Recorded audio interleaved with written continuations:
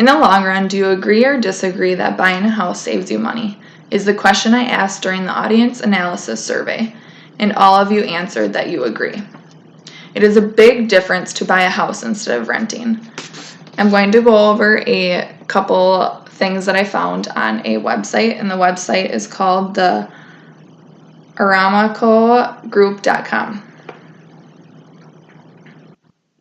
Consider the amount one pays over a 10-year period. A $1,000 a month rental payment adds up quickly to a whopping $120,000 over 10 years. When the same amount of money could have gone toward reducing a third of the debt on a 30-year home mortgage by essentially making payments to yourself instead of the landlord. And here is the other thing. A fixed rate mortgage means you'll have the same mortgage payment for the term of the loan, usually 30 years, while monthly rental payments will continue to climb.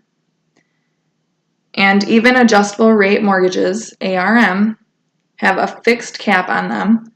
Home ownership also stabilizes other home-related expenses like utilities and gives you more control over your ability to make investments in your property that keep those expenses down.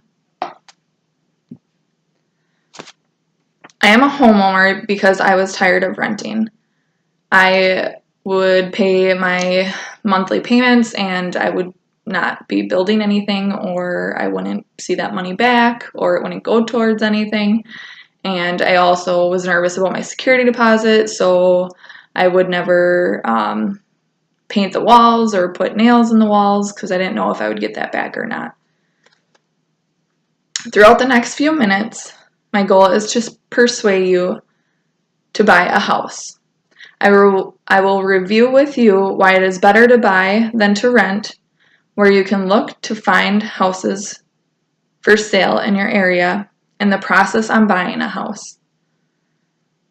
First, I will begin with why it is better to buy than to rent. Why it is better to buy than to rent is it is a good investment. You build home equity and you can make it your own and don't even have to lose your security deposit.